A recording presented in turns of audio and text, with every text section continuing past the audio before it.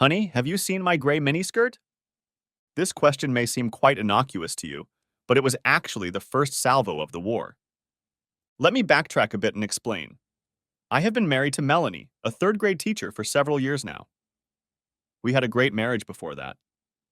And then Tanner happened again. Tanner was my wife's longtime ex-boyfriend. To me, he was just a name. In July, he was back in town for a short-term job and asked to call Melanie. My bitchy sister-in-law, Beth, gave him all her contact info. In fact, in retrospect, you can tell she took a certain amount of pleasure in it. Beth told me I had to be careful because Tanner and Mel were pretty close. So when Mel asked if I would have lunch with him, I, like a big fool, agreed. By the way, my wife started seeing Tanner almost every day during long lunches at his job while she was on summer vacation. After a month or so, she came to me and confessed. Apparently, they had had a very long, very passionate relationship, which he had cut short when he got a job far away from here. He left her, and she was devastated for a long time. She started to get her life together, dating someone serious again. Then Tanner came over for a week and ruined that relationship after she partied with him for 3 days straight. Eventually, she met and married me. Needless to say, I didn't know any of the story until she confessed to me, telling me that she was having fun with anyone. We had been fighting. I wanted to know what she was up to. She refused to promise to stop having fun with him. He was perfect. She swore she didn't want to lose me and said that if Tanner asked her to leave me, she'd go crazy. Isn't that sweet? She wouldn't stop seeing him for me, but she'd feel awkward if he asked her to stop seeming like me. I started making a fuss, Beth called, Sill, and she pissed me off, telling me that if I didn't let this happen, I'd lose her for good. Mel also told the son of a bitch what she had told me. Since I didn't leave her right away, she would now use her freedom to see him after work and on weekends, even though she swore she would be discreet and still love me. At this point, I didn't want to lose her, but felt helpless to stop this attachment without the nuclear option of divorce. She made an immediate appointment and wore a special gray miniskirt we had bought together while dating. When I objected that it was mine, she said she wanted to look good for him on her way out the door. I felt like I had lost her to an ex. I felt like never before when I walked into the bar. My friend Keith had had problems with adultery in the past, and he advised me to find Ed. He was the bartender. Upon entering the bar, I was out almost immediately. The establishment was moderately full. One woman laughed. It was a full and throaty laugh that reminded me of Melanie, and it certainly reminded me of what she was doing and probably laughing about now with Tanner. The hilarity contradicted my mood. However, Keith was adamant that I talk to Ed, so I tried not to cringe and walked towards the bar. Ed looked very traditional for a bartender. White shirt, black vest, and mustache.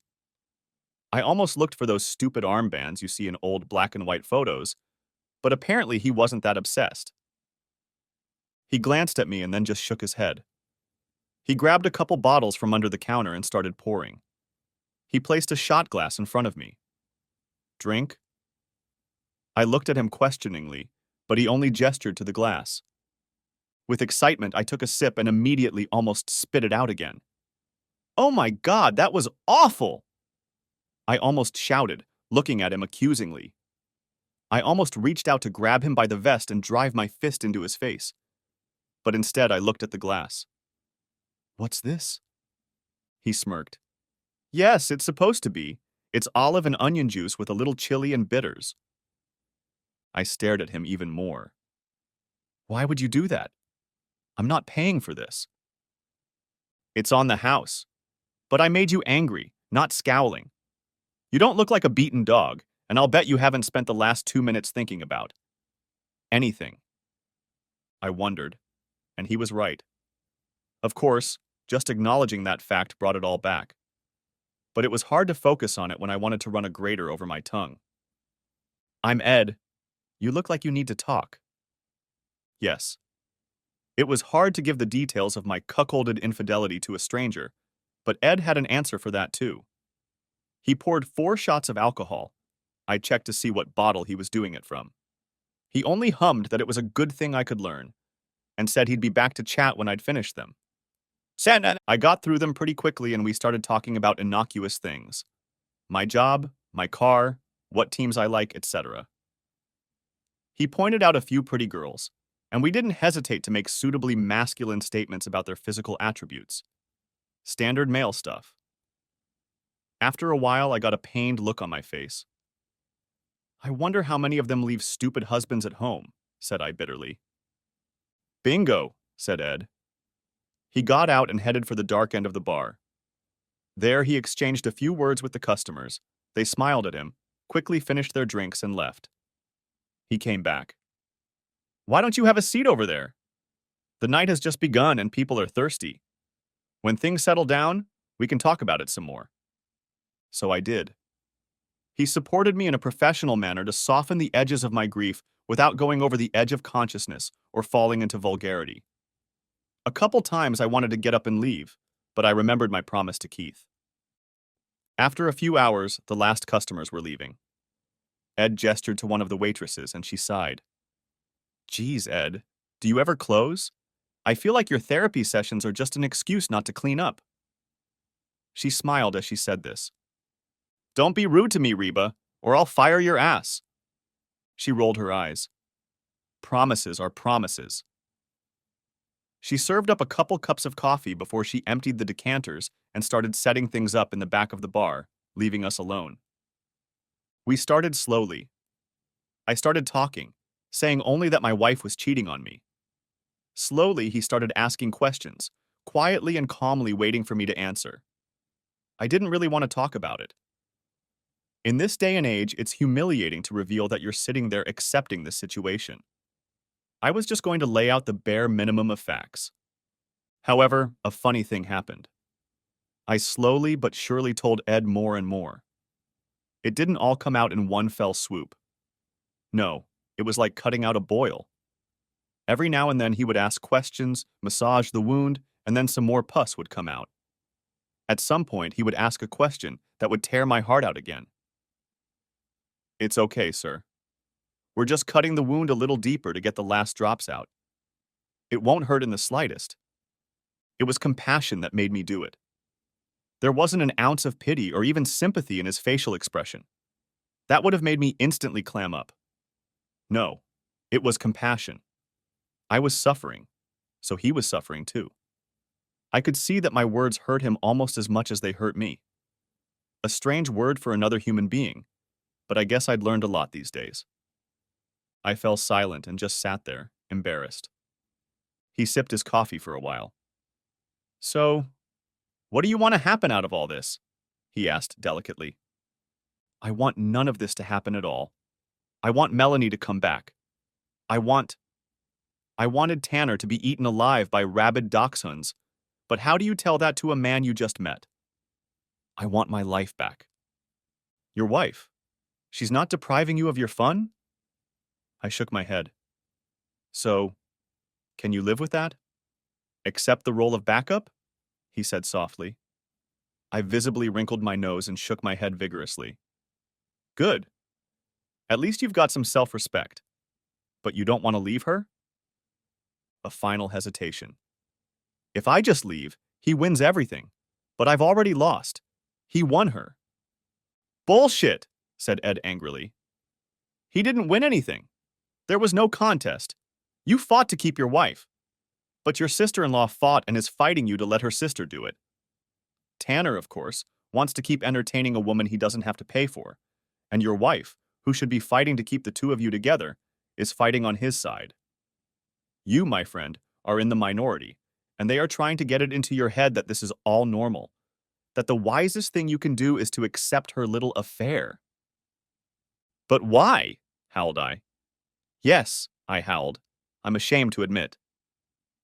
Because your wife doesn't think she'll suffer any losses.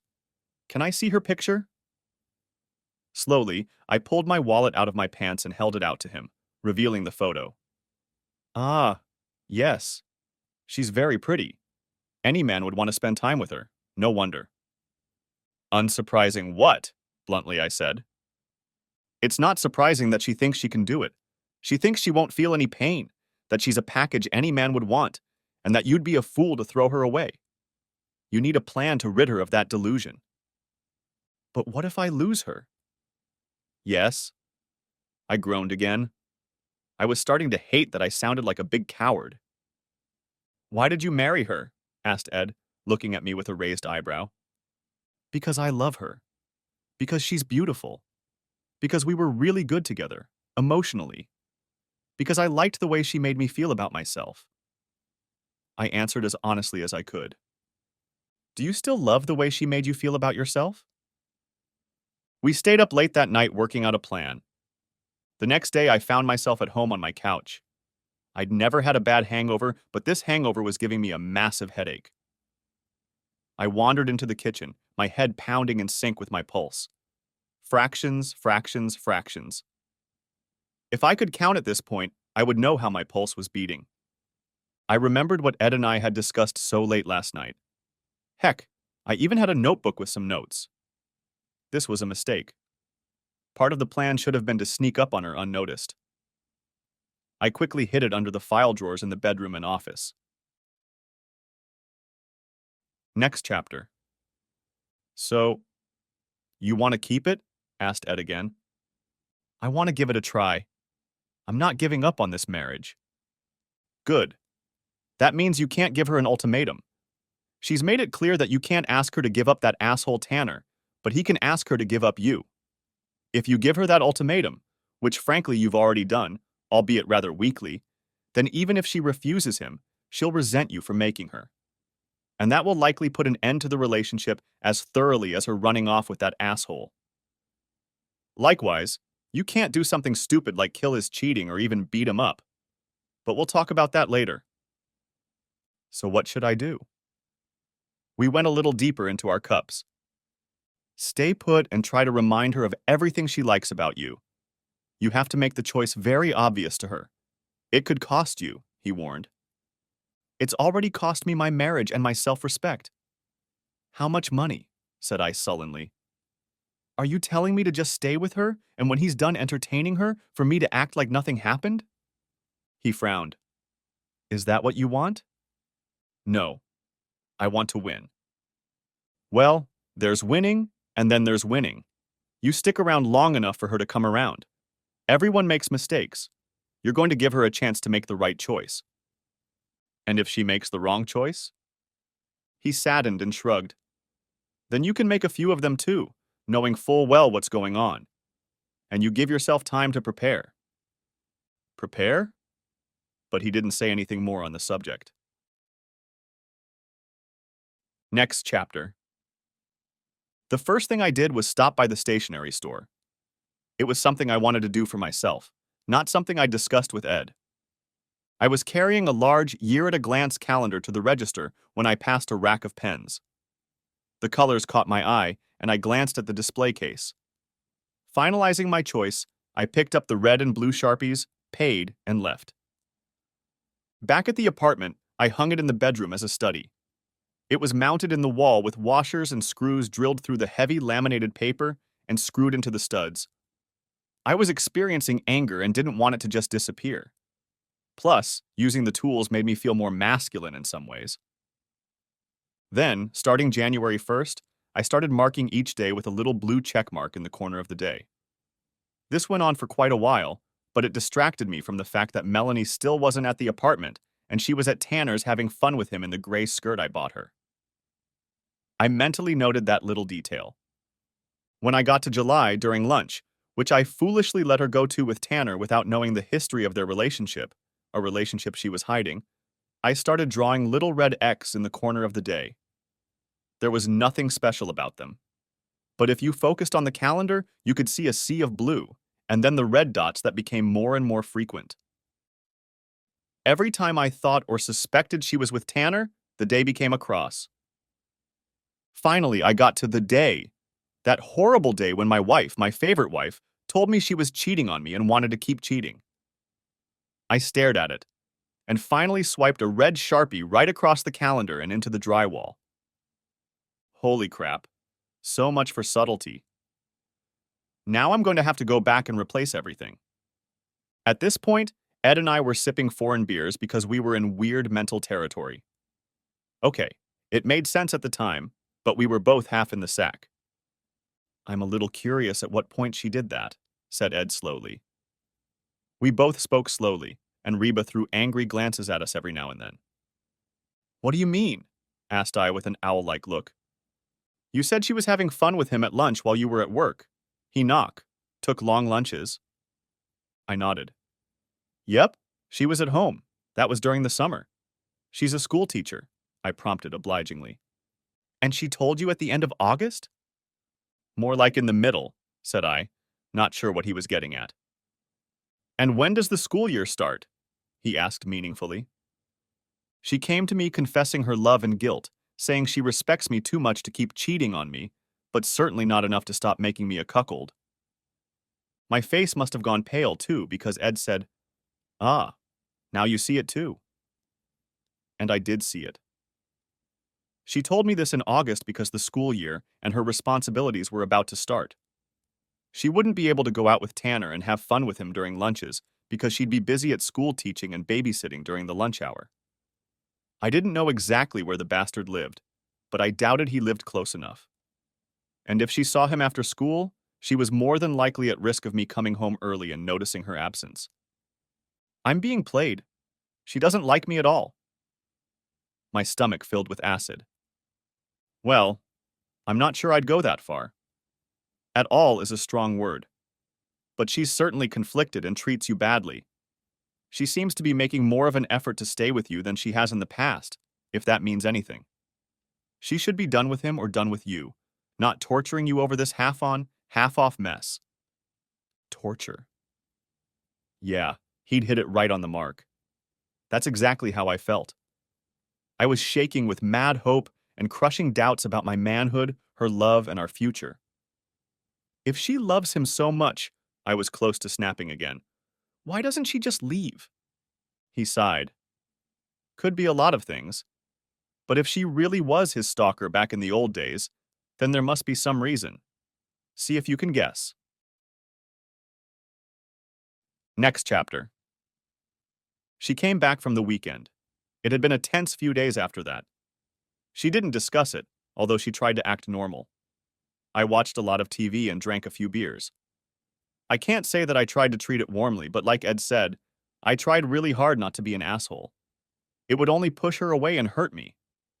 I needed to keep the moral high ground. If she wants to wallow in the mud, that's her decision. I had to show her how bad that decision was. She needed to feel the loss.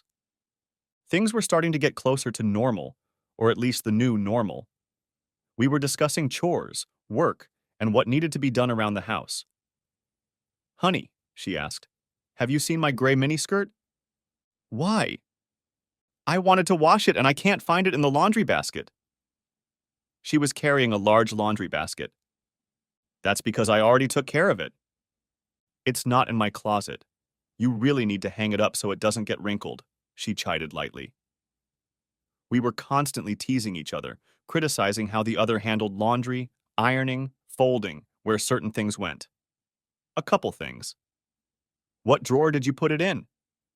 No, I put it in the trash can. I sipped my soft drink. Why did you throw away my skirt? She asked, starting to get angry. Because it wasn't your skirt. It was my skirt. You gave it away. And when I looked at it, it was all stained and dirty, and I never want to see it again. She stared at me for a while, covering her eyes with her hood. Is there anything else you want to throw away? She asked reproachfully. Not at the moment. I didn't take my eyes off the TV. I decided to lay a few more cards on the table. You said you'd be very careful, that it was just sex. That's all well and good, but I take discreet to mean top damn secret. If I find out that someone saw you with him, if I find out that you were walking with him in the park, I'm going to get a lawyer right away. I want that to be clear. You've made my place in your heart perfectly clear. She raised her hand to stop me, but I continued. Yes. You want to feed his ego and make him feel like a conqueror. It's so incredibly hurtful, I can't put it into words. So if you have any hope, any hope at all of us staying together, you're going to go to his house and have fun with him. And that's it. That's out of the question. If it's an affair, it's best to leave it at that. But if you start dating him and going out in public with him, it's over. Period. How often do you have fun during the week? Asked Ed suddenly, half emptying the bottle of vodka. Pardon me? Before Tanner or after? Never mind. He waved his hand for me to continue. I don't know. 3, 4, 5 times a week. And how long does it last? It's kind of personal. He just shook his head. Okay. About half an hour a day. A session? Sometimes 2 or 3 sessions a night. I remembered her telling me the day before yesterday that she'd spent 2 hours with Tanner. So 3 to 6 hours a week at best. Yeah. There are 168 hours in a week, so most of the relationship actually takes place outside of bed. You want to try to keep her. So you need to deny her the opportunity to have a non-sexual relationship with him. Give her an ultimatum. Yes, that does involve watching TV and having some talking. He shook his head. I know. And she'll probably have dinner and movies with him. There's nothing you can do about that. But she can't brag about her boyfriend. She can't share him with anyone. It's better if she sits in the same room with him. But she said she's been having fun with him almost daily for a month now. I hope the glamour passes soon for one or both of them. What if it doesn't? Or if she lies and starts dating him? I asked. He shrugged helplessly. Next chapter. She seemed to hesitate. Okay, if that's what it takes. That's pretty much all we're doing anyway, she said, twirling the knife in her hands. Why had she agreed to this so easily? That raised even more questions. She watched me for a few more minutes and left for the back room. She stayed there for a while. When she left, she went into her room, changed her clothes, and walked out the door. She didn't tell me where she was going, but I knew. She was going to Tanner's. I tiredly got up from my chair, went to my office, took a red pencil, and put a little red X in today's square.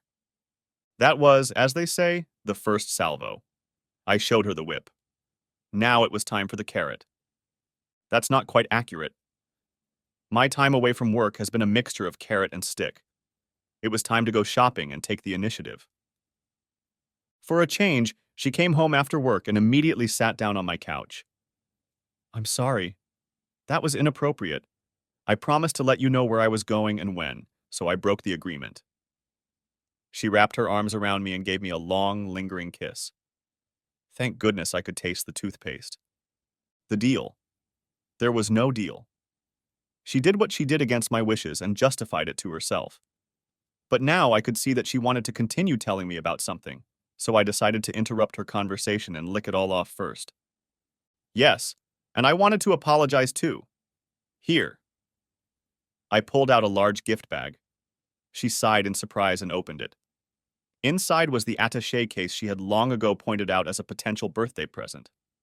Since I was pretty thick with hints and innuendos about the gift, she had to be pretty blunt and tell me exactly what she wanted.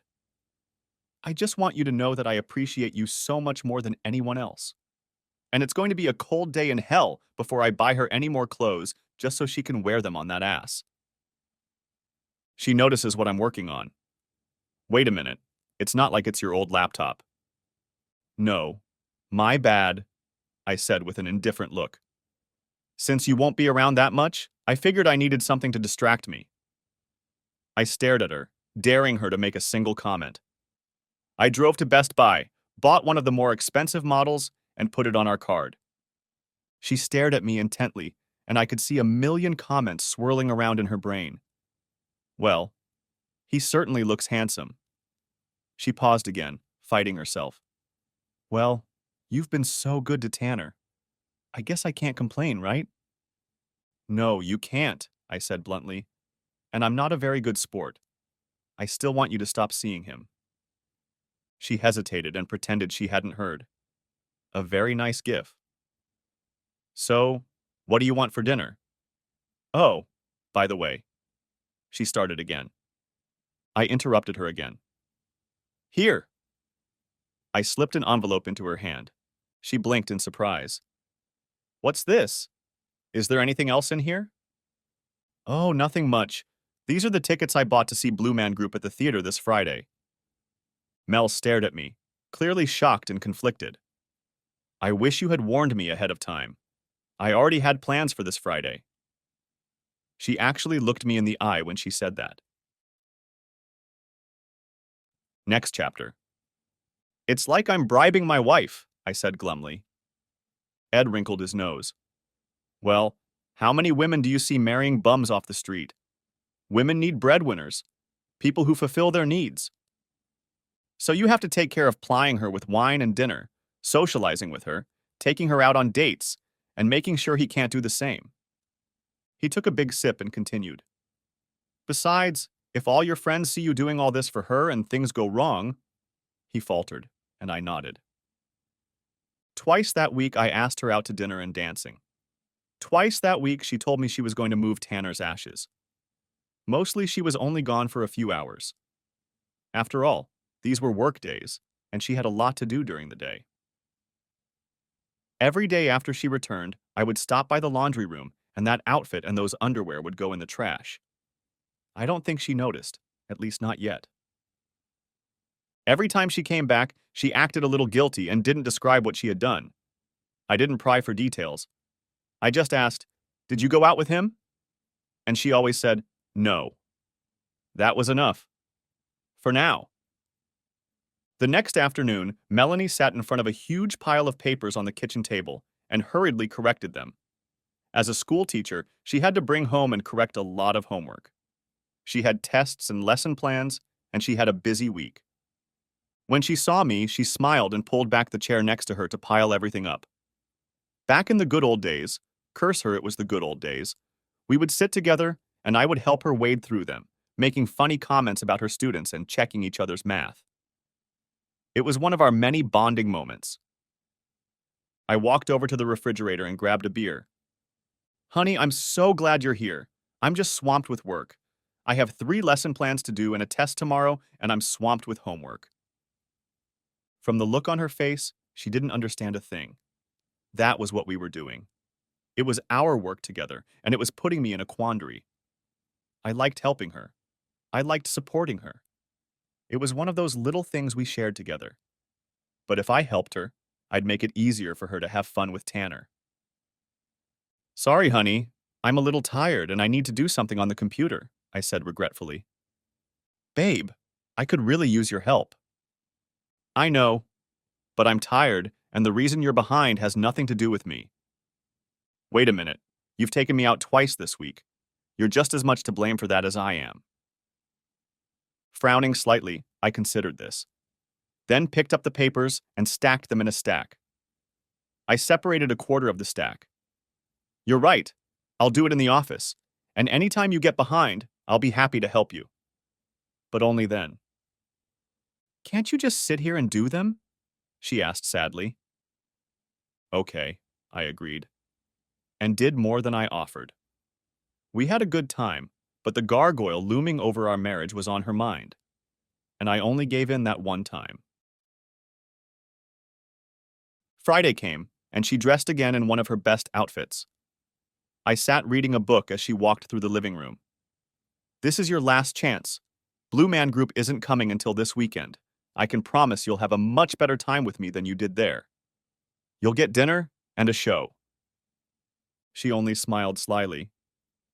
Yes, of course. Honey, I don't see why you don't just move the date to Saturday. I'm only going to sleep over tonight. I can't.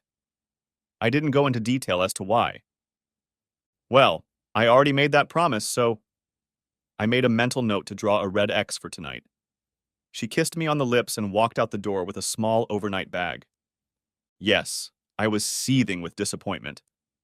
But I didn't lose my temper. I had places to go and things to do. I woke up late the next morning, and to my surprise, Melanie graced me with her presence. I disentangled myself from the sheets.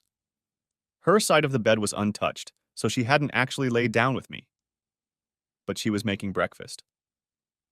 I glanced at the clock. Late breakfast. I wandered into the bathroom to relieve my bladder a little, brush my fangs, and wash my face. As I was brushing my teeth, I heard our landline phone ring. I heard Melanie answer the call. She spoke cheerfully for a few moments, but then I heard a note of something in her voice, and her tone changed instantly. She quickly curtailed the conversation. I saw her in the mirror. She was looking at me with indescribable surprise. That was Abby. She said they had a great time with you at Blue Man Group last night. She paused. You didn't tell me you invited Abby and Ryan to go in pairs. No. I poured some shaving cream and started smearing it on my face. She wanted to know why I wasn't there. They were surprised when I wasn't there. You didn't tell them I was busy? No. I started running the Mach 3 razor over my skin. What did you tell them? She asked cautiously. I said you had other plans that you couldn't change. They couldn't make Saturday, so I left it at that. We had a great time. Damn it.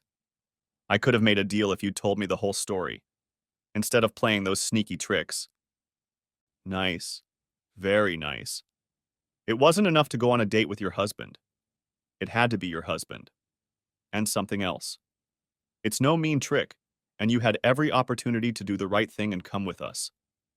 I didn't tell them until I showed them because I was hoping you'd have a freak out and reschedule your session. Tanner will be in town longer than the Blue Man Group. Mel was stunned by this. I guess so. But that still doesn't change the fact that you tricked me. Why didn't you cancel when I hadn't changed my mind? Why? You'd rather I stay home and cry because my wife cares more about having fun with some other guy than going out to hang out with her husband and friends? I'm sorry. I'm not wallowing in sadness. I had a great time. I lied. I spent most of the evening fending off well-intentioned questions and couldn't stop thinking about her at Tanner's house. I guess I was a better actor than I thought. Besides, it would ruin their evening too. How many lives do you want to ruin just to mess around? I asked. It was nonsense, but it sounded good in my head. She froze for a second, closed her eyes, and shuddered. You know what? I'm not going to worry about it because you're not going to let anyone find out about it. I won't let you do anything. And I kicked the bathroom door shut right in her face. Damn it, I scratched myself. Then I went into the shower and had a good cry. She got even more contemptuous. Next chapter. It was pretty chilly in the apartment all day Saturday. She didn't go anywhere, but she didn't talk to me either. Sometimes I wished we'd move to a bigger apartment. When the tension got too much, I'd take a few laps around the block. Sunday was different. She made breakfast again and acted much warmer with me. Little touches, little jokes, things that are characteristic of couples. I asked her out for a walk in the park and she agreed. Tanner wasn't mentioned, and I felt a little better. Later that evening, she cooked one of my favorite meals and asked if I could do the dishes. I agreed and heard her turn on the shower. I was just wiping off the last plate when I felt a puff of warm air near my ear. I've been neglecting you and I want to make up for it. Go take a shower and I'll be waiting. What was she thinking? I said no. At least Tanner is man enough. Her mouth suddenly folded into an O, and her face reflected shock. I walked into the living room and started removing magazines from the couch. She ran in after me. Honey, I said something stupid. Such a stupid thing. You have to forgive me. I was just... spoke without thinking. I'm not doing this to hurt you. I just can't. She tugged on my arm and snuggled against my back, making the work take twice as long. I finished and looked at the couch. Then I turned around and started walking back to the bedroom. Oh, thank you, thank you. Let me make it up to you. She mewled as I picked up a pillow and went to the closet for a spare blanket. You're being... She finally had the sense to close her mouth and just watch me walk away. I hate sleeping on the couch. It's narrow and cold. But it was better than sleeping next to her that night. The next week was surreal. I looked through the newspaper every day to find interesting places to hang out together. Museum, plays, dances, etc. And for the first 3 days, she agreed to everything. I mean the planetarium, for heaven's sake. I was just desperate to make sure we lived together as a couple. Every once in a while, she would take a phone call that she would answer, chat for a minute, and hang up. And then she would suddenly need to go to the bathroom or run to the store for something. I wondered if she thought she was fooling anyone. It was Thursday night when there was a sudden knock on the door. Melanie had gone to the store. I opened the door. Standing outside the door was a very pissed off Beth, her sister. "What the hell do you think you're doing?" she said, pushing past me. "Good evening to you too, bitch." Melanie's not happy. She's feeling guilty, conflicted, and she's staying home. She's upset. She's trying to get him out of her head, but you keep acting like an asshole to her. Asshole? What an interesting description. And please tell me why, pray tell, is her sister encouraging her fun and telling me to get over it instead of cheering for her happy marriage? She looked at me intently. Then her face softened, but very unconvincingly. Look, we've been through this before. The last couple times, the relationship didn't end well.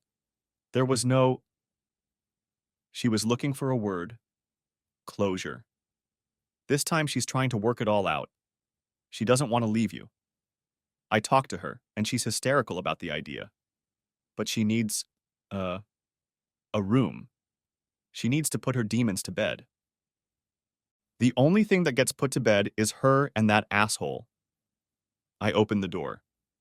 And you took sides, and you're not on mine. Don't call me with your offers again. Don't come here again unless your sister invites you. Don't worry, if she invites me, I won't get in the way. Her face contorted with anger. You're making a big mistake. She'll leave you because of this. My only mistake is that I let you talk me into this. Do you know what she's doing now? She asked angrily. Maybe I do. And the only thing sadder than that fact is your satisfaction that it's happening. Isn't that strange? She walked away, frustrated. Melanie came home a half hour after Beth left. I watched her with bags of stuff. Did you have fun, honey? I asked. Yes, it was a madhouse at the store. What was it like at Tanner's? Silence. I dropped in, but only for half an hour. I only hummed. We were back to lying through omission. I didn't believe her, but she still answered direct questions honestly. All week I've been a good wife. I've been thinking. Yeah? I was going to go to Tanner's Friday night. That's an interesting definition. Of what? Never mind. Do you want to go out Friday night? Just for one more night? I'm not sure. I just wanted to... I don't know. Take the edge off. Take the edge off. Well, we can't get in the way of that. I said it with as much sarcasm as I was capable of. Fine, I'll make my own dinner and watch a movie or something. She threw me a sharp look. You're not going to call any of our friends, are you? No. Friday night came. She looked more cheerful than I'd seen her in the last week. Don't get me wrong. When we did things together, she seemed happy. But there was some extra liveliness in her step, a lightness of being that pierced my soul like a laser. True to her word, she made herself a light dinner, offering to cook it for me, but I declined. I offered to do the dishes later so she could get ready, and she readily accepted. I popped into the shared bathroom and cleaned myself up while she used the master bath. When she came out into the hallway, she looked absolutely ravishing. Her hair was styled in an updo. She was wearing a tight sleeveless top and a new tight miniskirt that I hadn't seen before. Interestingly, she was hiding her clothes from me. It was a small apartment. On her luscious legs were stockings and black-heeled shoes with a small gold metallic bow on the front. She was wearing a bolero jacket for the cooler weather. Inside me, everything was boiling. 1, she was so happy, and 2, she was spending way more energy on this jerk than she had on all of our dates. She headed for the door a little before 7 and was surprised when I joined her on the doorstep. We walked downstairs and headed towards the parking lot. Where are you going tonight? she asked. To Mitchell's Steakhouse, said I, getting in the car and putting the key in the ignition. It's a very expensive place. We've already spent so much money, she began to complain. That's you telling me, and it's even worse since I'm treating your parents. I closed the door. I was already backing out when a completely white Melanie fumbled behind my car, arms at her sides, trying in her heels and miniskirt to skip behind her before I pulled away. I can't describe the look of horror on her face. She quickly ran up and tapped on my window. I lowered it, slightly annoyed. You're just kidding, right? She asked desperately. No. We haven't seen them in a while, and I hate having dinner alone. That's why I invited them over when you'd already planned it. And what did you tell them? Nothing. I didn't say you were busy. I didn't even say you'd be there. Is that okay with you? I'm already running late. You told them I wouldn't be there? She almost shouted. No, I didn't think it would matter. You asshole. Calm down. The neighbors are watching. Do you want me to tell them why you can't come eat with them? You have to call them. You have to cancel the meeting. No, I don't have to do anything. It goes 3 ways. I'm going to dinner with your mom and dad. They're probably already there. The second option is for you to join us. As my wife, you're always excited about my plans. The third option is you can call your mom and cancel dinner. But she'll ask questions. The thought horrified her, and I had no idea why, though I could be sure I'd thought about it. Okay, come with me. I can't go like this. I look like a whore. No, you do, said I. She threw me a dagger look. Wasting no time, she pulled out her phone and started to stalk away from me towards the apartment. Hey, Mom, I'm sorry, but he's so late tonight, I heard her say as she started to run up the stairs towards us, bouncing as she went. I think someone forgot her clothes. Dinner didn't go too badly. The trip there was just icy. She wore one of her interview suits and changed her makeup to something much less evening. It took her every minute of the road to remake herself. At one point, while we were still seated, her phone rang and she jumped up as if she had been touched by live wires. She just reached over and muted it. And then she turned the phone off. I got a lot of covert looks from her. It was obvious that her mother picked up on her tension right away. She asked about her half a dozen times. I liked her parents. Wait, let me change that. Compared to how I felt about their slutty daughter and her sister, the slight tension of dealing with 2 people was a mere trifle. It was amusing. Every time the topic changed and I decided to start or ask a question, Mel would tense up, not knowing what I was going to say. More grist for the mill. It was obvious that, unlike their other daughter, Beth, they had no idea what she was doing, and she was terribly afraid I would tell them. Of course, the subject of grandchildren came up. We're not ready, I said, startling all 3 of them. While we were still young, I'd been on a childbearing kick from the start. He says there's been a problem at his job, and we want to make sure we're financially secure. Melanie tried to save herself. Of course, we listened to the old tales about how no one is financially ready for kids, and things sorted themselves out. I nodded and ordered another bottle of wine. At least the steaks were good. If the trip there had seemed cold to me, the drive back might have liquefied the carbon dioxide. How could you do this to me? She hissed as soon as we got in the car. She asked me all sorts of questions in the bathroom. I nodded. I told her we were going through a rough time. Well, at least you didn't have to lie. That pretty much ended the conversation. When we got home, she ran into the house, and within 5 minutes, she was outside with a bag. I'll go and entertain him, she growled to me as she passed me on the steps and left. Next chapter. It was business as usual at Ed's place. I'd gone in there a couple times when Mel was having fun with Tanner, just to connect with him, to consult and get moral support. The atmosphere of the place appealed to me, and I wasn't as depressed as I used to be. Knowing that someone was on my side, that I wasn't alone, made a difference.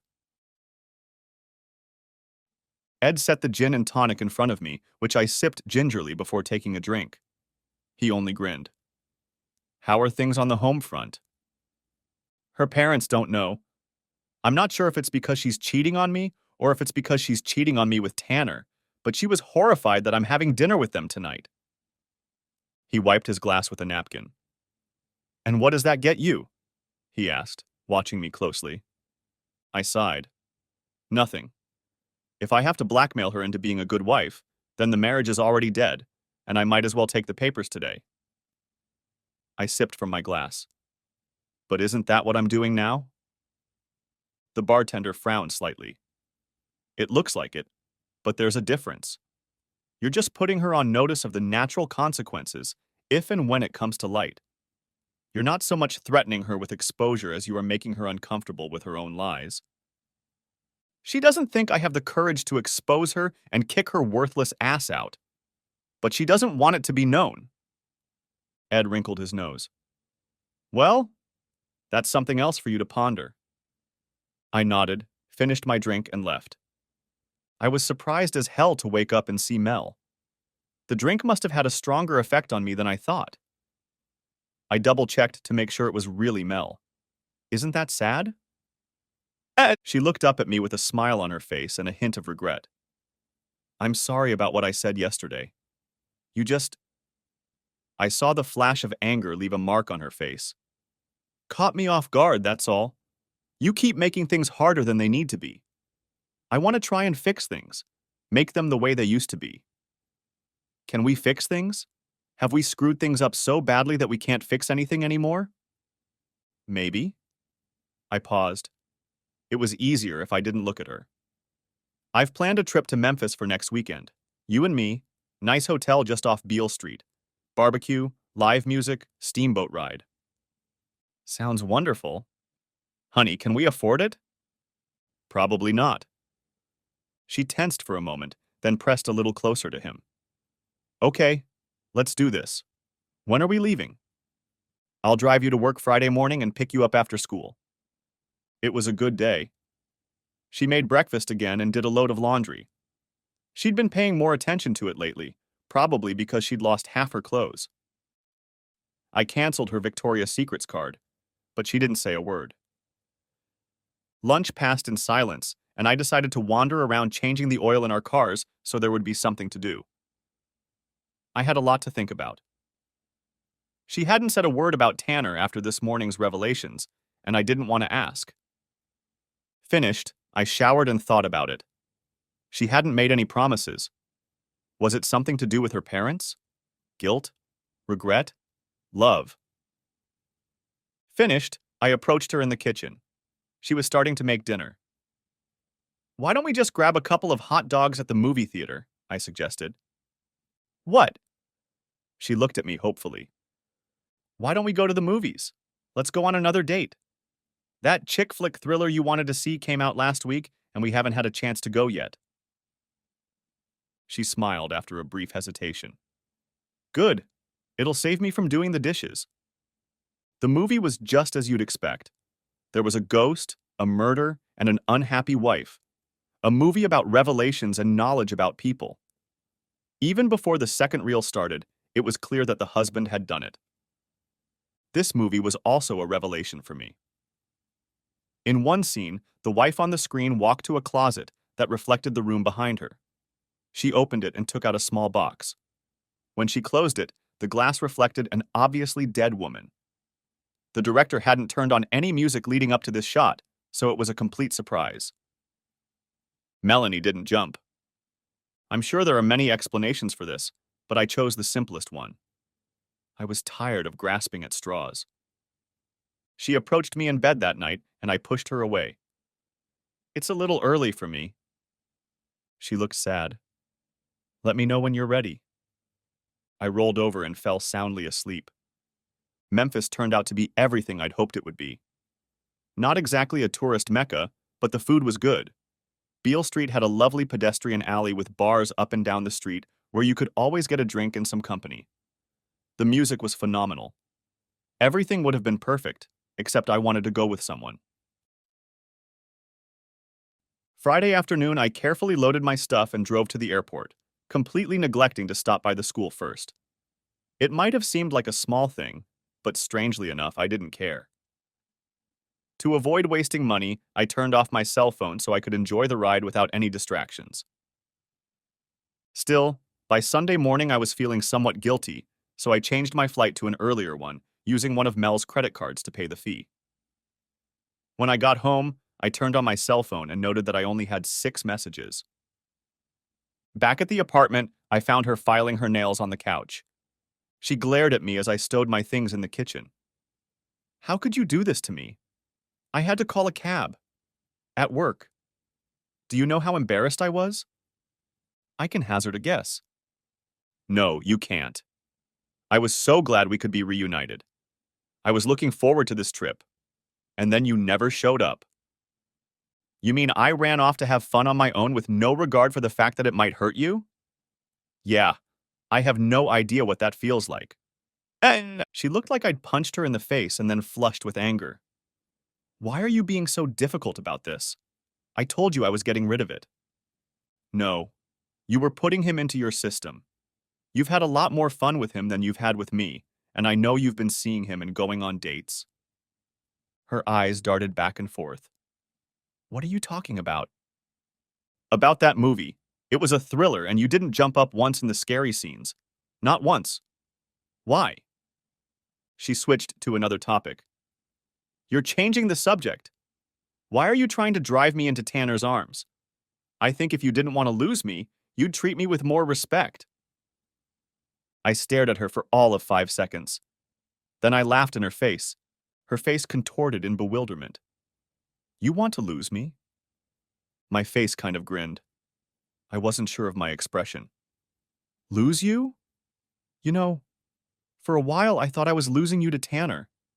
That guy was beating out my time as a partner. But you know what? I was wrong. I tried to put my thoughts into words. The Greeks used that little garland to signify victory, and the only person who can put it on your head is your partner. So I never lost to Tanner. I never fought Tanner. I fought you. You ripped that wreath off my head and decided to put it on his. And that tells me everything I need to know about our relationship. She began. Leave it alone.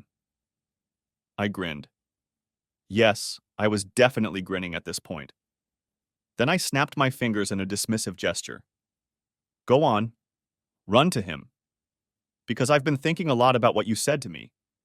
If everything you said is true, then I have nothing to worry about.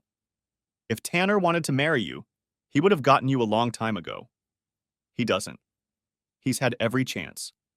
Your first relationship, your second affair, and now this one. So I can worry about you running off with Tanner. But I don't have to worry about him taking you. He just wants to have fun. I'm sure he's really turned on by the fact that he comes along and ruins your relationship, and you're obviously stupid enough to let it happen. Her face turned ashy, and her mouth opened and closed several times. You don't know what you're talking about, she finally squeezed out. Of course not. I turned around and picked up my beer. As I stood back up, I heard the rustle of fabric, the jingle of keys she hurriedly grabbed, the swiping of her purse off the counter, and the slamming of the front door. I sighed, like a dog returning to its vomit. I'd had plenty of time to think about everything she'd said and how she'd acted with Tanner. Every time he came into her life, she'd drop everything and run off to be his whore. And then he'd leave. That thought stuck in my head. She never left him. Muttering a curse, I grabbed my car keys and headed for the door. Even on a Sunday afternoon, Ed's place was packed. The jukebox was playing tunes, and the man was sitting behind the bar, talking quietly to a couple of customers.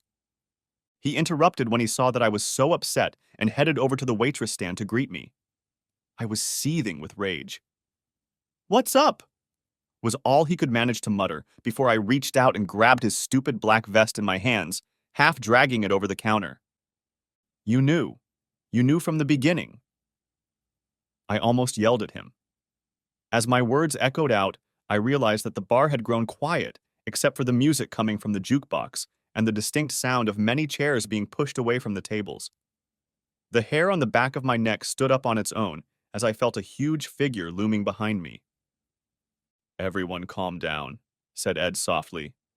"My man is not having a good day today." I slowly let go of him and stretched my arms out in front of me, making it clear that I didn't want any trouble, especially in the wholesale quantities that the patrons seemed ready to dump on me. Ed looked over at Reba, who was in the process of putting the bottle back on the shelf. "Jesus, Mary, and Joseph, you were going to hit him with a bottle of Glenfiddich?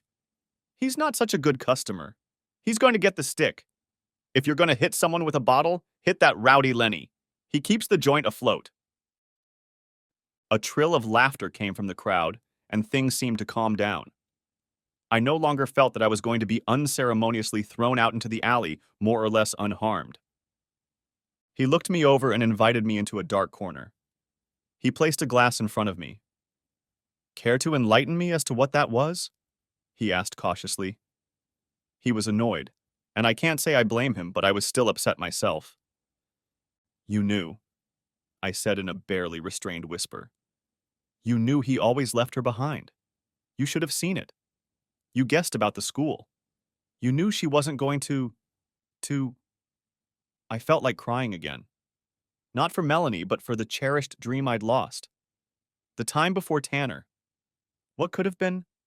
What I wanted to be again? Somehow in the last few weeks it was no longer about Melanie the person, but about wanting to find the dream again. Melanie the idea. Ed sighed and rubbed the top of the bar with a rag nervously. "I'm afraid I haven't been honest with you. It was never about you two making up. I knew it was a pipe dream." "Then what was it about?" I asked bitterly. "It was about getting you to the point where you could move on with your life. This, elections, these tricks. I wanted you to have a metric, a way of counting things. Every time she chose to leave, every time she chose not to be with you, I knew it would help you figure out what you needed to do. I never had any hope for your marriage, not listening to you. But maybe I could have helped. By making her choice so obvious, I didn't let you tease yourself with false hopes when she fooled you with half promises and assurances. Then why didn't you just tell me to divorce her? Would you have divorced her?" I thought about my reasoning a few weeks ago. "No," I admitted glumly. "But you helped Keith's marriage." I almost howled again, but I'm proud to say it didn't come to that. Keith's wife had a brief three-way affair with a coworker. Yes, she did wrong, but she felt guilty, and he was competing with a real person. This wasn't a months-long secret affair with a longtime lover. How do you compete with a dream? How do you blame someone who has no remorse? I took the glass and exhaled slowly. "She's a drug addict," I said. Ed nodded sagely. "If you look at it like Tanner is a drug, it all makes sense. The sneaking around, the choices she made, the lying when the pressure started to get to her. But how can someone become addicted to another person? Is he that good in bed?" I asked. Ed shrugged. "I guess he's pretty good. But there was this scientist named Lorenz. He worked with baby geese. He incubated some eggs, and they imprinted on him instead of the geese. They treated him like he was their mother, simply because he was the first one they saw. I suppose Tanner was her first, and she reacts a little violently. I'm not versed enough in psychology to understand exactly what's going on, but she seems to be addicted. So what am I supposed to do now? What happened?" And I explained to him what happened. "So she ran off to Tanner's." I nodded. "But it's not entirely unexpected. She made that clear. But now you know that it was always her choice. And only she could have made it. Not Tanner, not Beth. You didn't fight Tanner, you fought her. And how can you win that fight?" Sadly, I just shook my head. I stayed for another hour or so. Ed and a few of the guys sympathized with me, and I felt like it was over. Pulling into our parking lot, I was surprised to see her car parked there. I frowned. This was unexpected. What was even more unexpected was that the crying, black-haired girl wrapped her arms around my waist and held me like her life depended on it. It was... He... he... I went there, whimpering, whimpering, and he said to call, but I didn't because stream of tears. If you're having a hard time keeping track of it all, you'll sympathize with what I went through trying to make sense of her sobs, gurgling noises, and the fact that she was pressing her face into my collar as she said all of this. Eventually, I managed to calm her down enough that she was able to hold a semi-rational conversation. I was so mad at you for saying that. Anyway, I got there and he wasn't expecting me because I was supposed to go to Memphis with you, and it was too humiliating to tell him that you... Get back on track, I said curtly. You took me there. I let that slide past my ears to find out what this was all about. And I went to his house because he's a guy who doesn't have to lock his door. And, yeah? I was getting bored already. And Beth was there having fun with him. She started wailing some more. I pressed my lips together and nodded understandingly. So that was her point. What? She looked up at me from her tissues. I was wondering why she was so insistent on talking you into entertaining him. Why she was trying to get me to roll over. What? She repeated.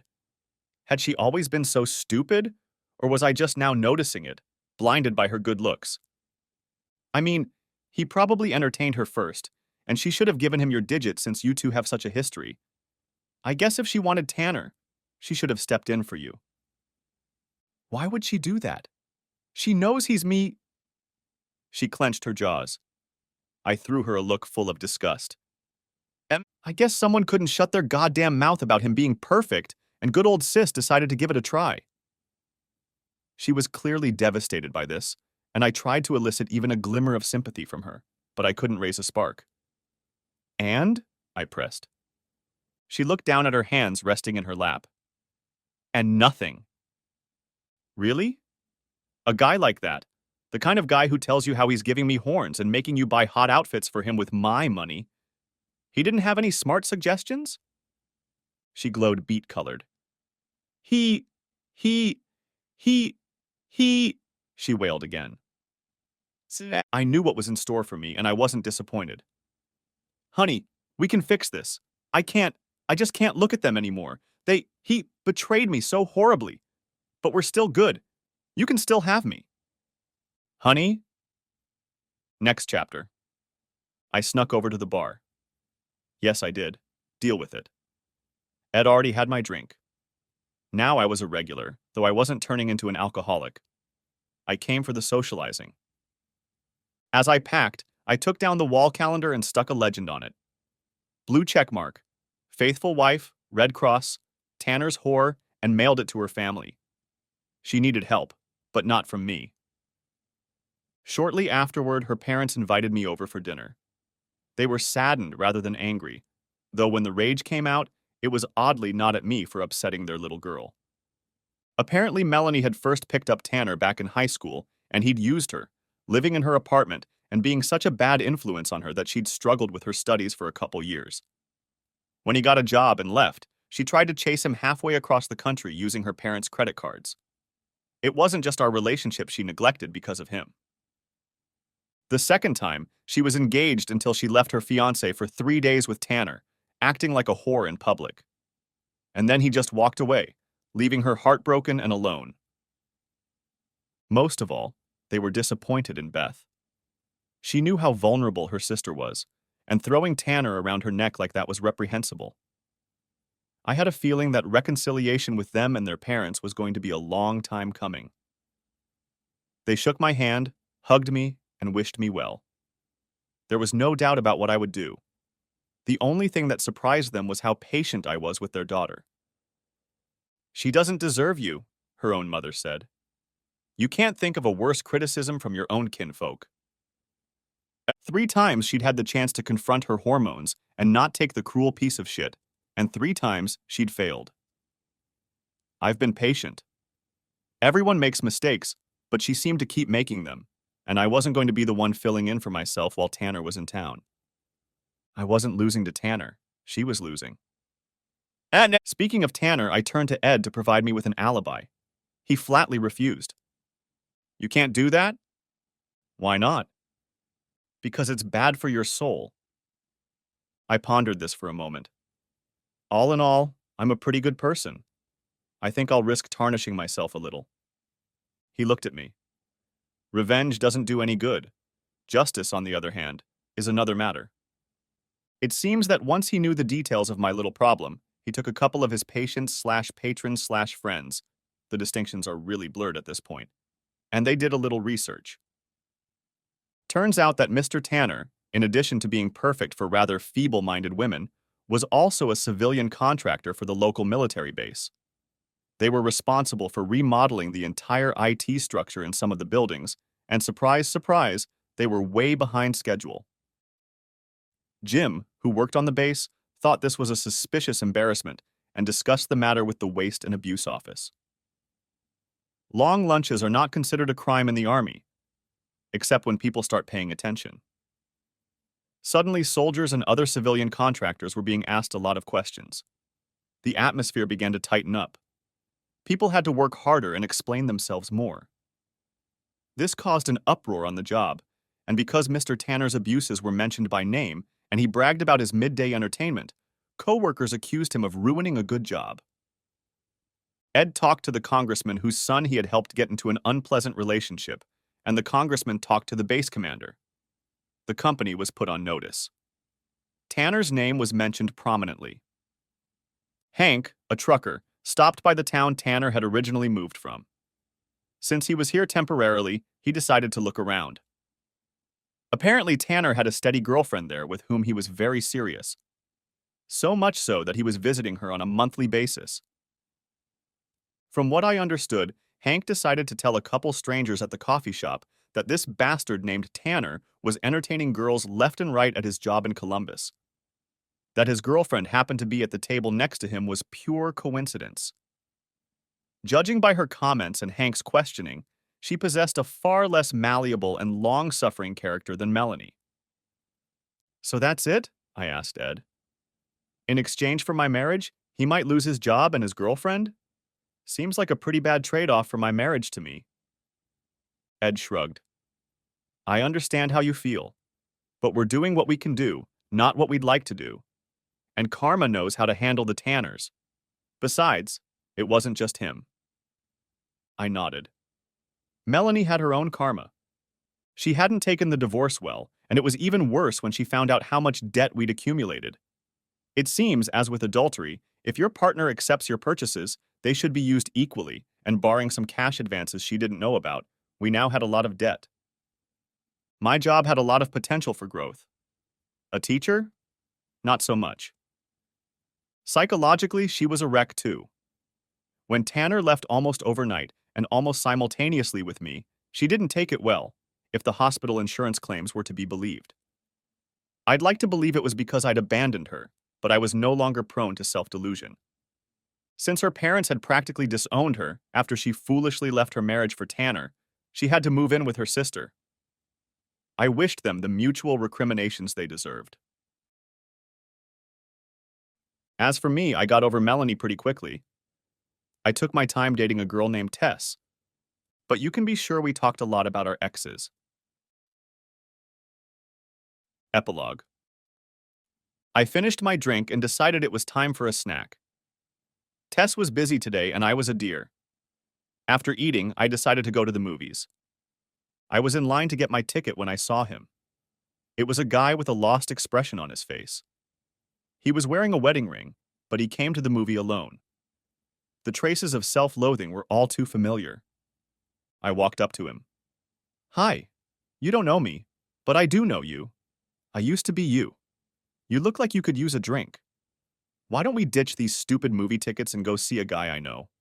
His name is Ed." The end. Thanks for watching. I hope you enjoyed it. So subscribe to my channel and watch the next video.